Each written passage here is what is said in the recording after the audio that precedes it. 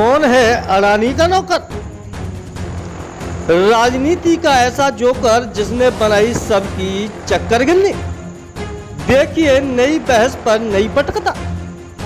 आप देखते रहिए अमर तनाव के सह संपादक पंकज कुमार मिश्रा जी के साथ। जी हाँ, हम आपको बताएंगे कि कौन है अडानी का नौकर, राजनीति का ऐसा जोकर जिसने बनाई सबकी चक्कर गिननी।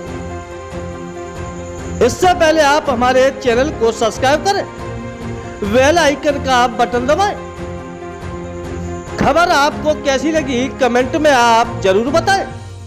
हम आपको बताएं कि आम आदमी पार्टी के राज्यसभा सांसद संजय सिंह ने कोर्ट में पेशी के दौरान पत्रकारों को कहा कि वे अडानी के नौकर से नहीं डरते हैं। उन पर लगे सारे आरोप झूठ का पुलिंदा है।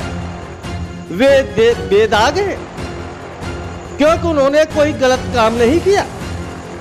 प्रवर्तन निदेशालय के छापे मारकर मोदी अपना मजाक उड़वा रहे हैं। वे भयभीत हैं कि क्योंकि 5 राज्य के विधानसभा चुनावों में कांग्रेस पार्टी भारी बहुमत से जीत रही है।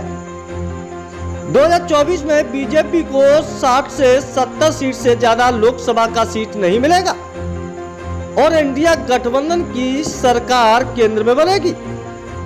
तानाशाह का अंत होगा और हिटलर से भी बड़ी दुर्गति मोदी जी और अमित शाह की होगी।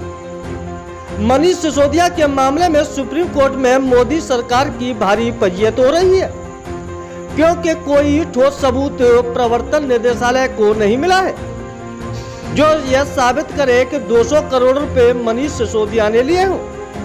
वहीं किसी को मिलवाने से क्या कोई अपराधी हो जाता है? दिल्ली के पूर्व उप मुख्यमंत्री मनीष सिसोदिया की जमानत याचिका सुप्रीम कोर्ट में। सुप्रीम कोर्ट ने दिल्ली के पूर्व डिप्टी सीएम की जमानत याचिका पर सुनवाई करते हुए सीबीआई और प्रवर्तन निदेशालय की खिंचाई कर दी।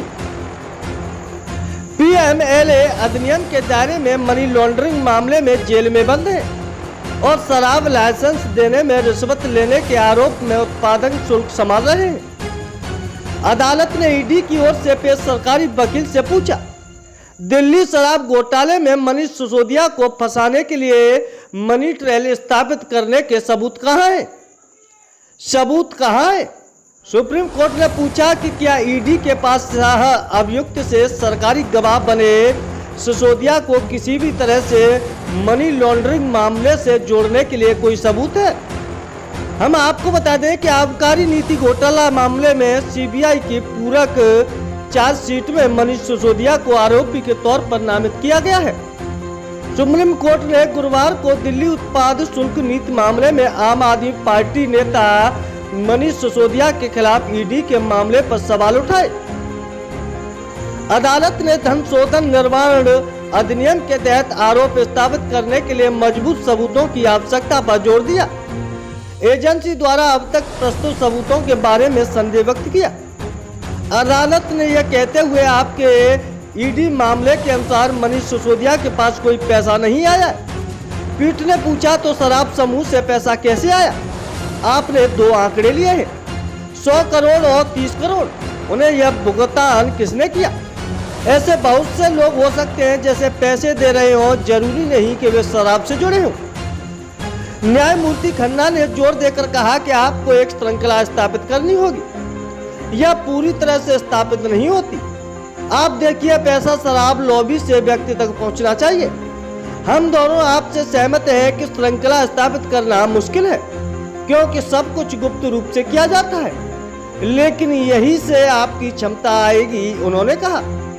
हम आपको बता दें कि वह ऐसे व्यक्ति हैं जो आम आदमी पार्टी से जुड़ा हुआ है। नीति जारी होने से पहले ही उनके पास जीएमओ नीति थी। इससे पता चलता है कि नीति में उनकी भूमिका थी। ऐसे जी राजू रामचंद्रन ने कहा कि हालांकि पीठ ने पलटवार करते हुए कहा कि पैसे का रास्ता या तो उसकी जेब में जाता है, अगर यह किसी और की जेब में जाता है तो आप कैसे जाएंगे? और कहा कि अगर पैसा उस कंपनी को जा रहा था जिसके साथ सिसोदिया शामिल थे तो फिर हमारा परोक्ष दायित्व है, अन्यथा अभियोजन लड़खड़ा जाएगा। अगली सुनवाई 12 अक्टूबर 2023 को फिर से शुरू होने वाली है। AG24 News।